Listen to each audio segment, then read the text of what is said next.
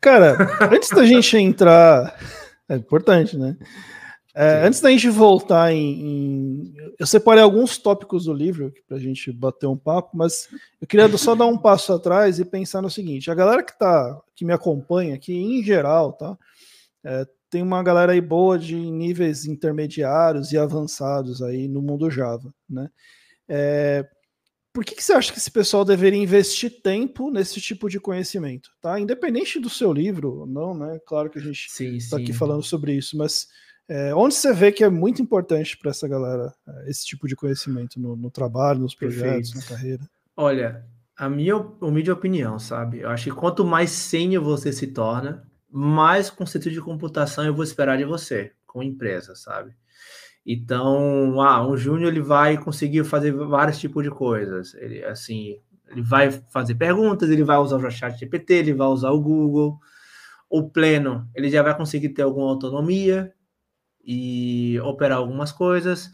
O sênior, ele já consegue se ver livre de documentação e código, assim, de ficar usando o Google o tempo todo, ele consegue operar alguma coisa sozinho, mas ele ainda tem que receber instruções.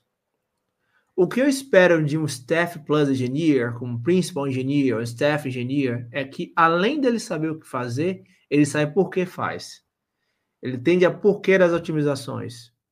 E um Distinguished Engineer. E esse tipo de coisa é muito interessante para esse público.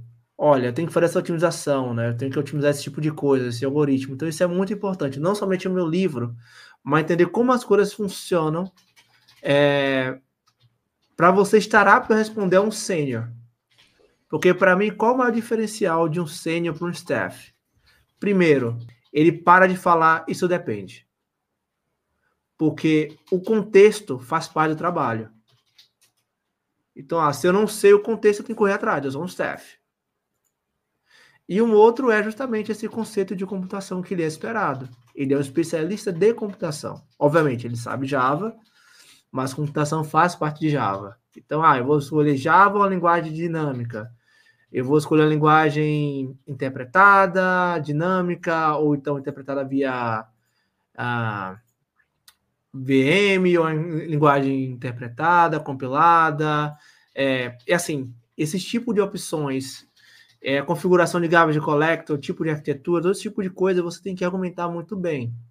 Por vários fatores. Lembra que quando você foi júnior, você certamente era aquele garoto que toda hora ia numa palestra nova e queria colocar isso em produção.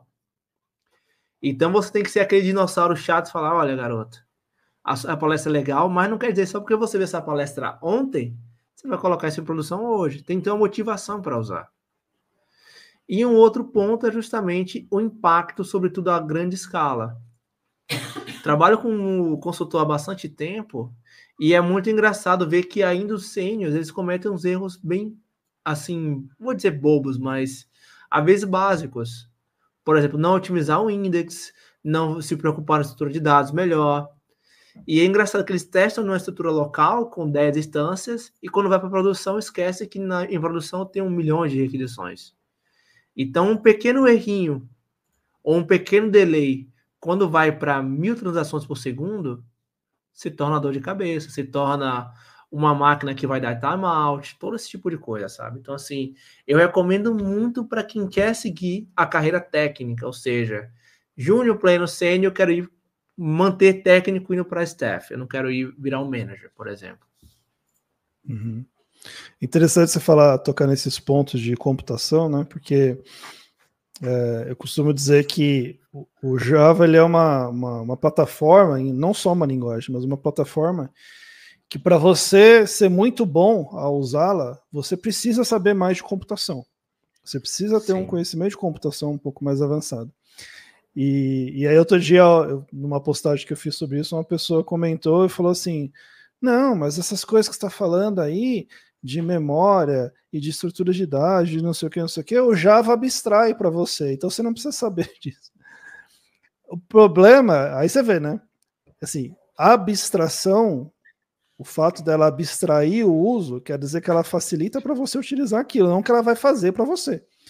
né, você continua podendo usar uma estrutura de dados errada, você continua podendo cagar a concorrência se você não souber usar direito, você continua podendo fazer o diabo que for, né, se você realmente não saber como aquilo funciona. É isso que a gente fala. Quando a gente fala de saber de computação, é saber como uma coisa funciona para você usar bem usado, né? Sim, cara, e parece bobo o que a gente fala, né? Até o Não É Ninguém fala, por que esse amor dos devs entender JVM tão profundamente? Olha, na minha opinião, não sei se eu podia pegar essa pergunta, mas como tá linkado, Helder, na minha opinião, o grande ponto é muito, cara, saiu do Hello World, sabe? E dá problemas. 1000 requisições por segundo dá problemas. E muitas vezes a gente usa muita coisa open source. No caso da Microsoft, hoje, você usa um pacote e muitas vezes, não estou aqui criticando, você só manda uma requisição para o time de suporte. Olha, isso aqui não está funcionando, isso aqui não está operando. O Java, até então, muitas das nossas coisas, muito da nossa cultura é muito open source. Não tem um problema, eu vou descobrir o porquê. E como, assim, agora o .NET foi para open source e tudo mais, mas, assim, pensa assim, ó, é uma cultura de 20, 30 anos. Então, assim, a cultura do Java nasceu muito do open source. O core dela é open source. Então, essa necessidade foi muito em cima de entender, ajudar e resolver os problemas. Então, por exemplo, boa parte do ecossistema do Java não necessariamente é feito pela Oracle, como acontece com o .NET. Existe um comitê por trás do Java. Então, assim, por exemplo, eu tenho reuniões semanais com o Gavin King. Ele hoje está na IBM, né? Mas quando ele criou o Hibernate, por exemplo, ele não era Oracle, ele não era Red Hat, ele não era nada. Assim, ele era consultor e ele conta essa história que é muito engraçado, né? Ele falou: tem como deixar o negócio mais otimizado. E o chefe falou: não, isso é loucura, isso é estupidez. E ele criou o Hibernate para dar um cala-boca no chefe. E olha, e hoje se Deu tornou certo, um grande né? produto, sabe? Deu certo, ele virou senior. E a Red Hat comprou o produto e comprou ele, de certo modo, sabe? Então, assim, é muito cultural, é muito essa relação de, olha, se der algum problema, como é open source, eu tenho que resolver, eu tenho que contar com outra pessoa. Então, é muito assim. Vai lembrar que o Java nasceu antes do open source, que é loucura, né? Então, assim, uma coisa que o Bruno Souza fala é que o Java, ele não é considerado open source, porque o open source ele é de 98, e o Java ele é de 95, mas deixou todo o código disponível em 95. Que é muito legal. Eu ia falar sobre isso, mas realmente o código já estava aberto antes de existir qualquer definição que a gente conheça hoje de open source. Então, de open source. Isso. E, inclusive, eu lembro que eu cheguei no Java ali no Java 3, Java 2 para Java 3. Foi quando eu comecei a fazer a minha primeira experiência com Java. E, embora assim, o código fosse aberto, a contribuição não era fácil e amigável como é hoje. Né? E, na verdade, a gente nem sabia bem como funcionava. A gente só sabia que dava para fazer, mas como ela a gente não sabia. E eu lembro de uma vez que eu tive um problema numa API interna, não vou lembrar o que era. E eu lembro que na época eu fui procurar, e não era no Google, era no KD, né? Procurando lá no KD.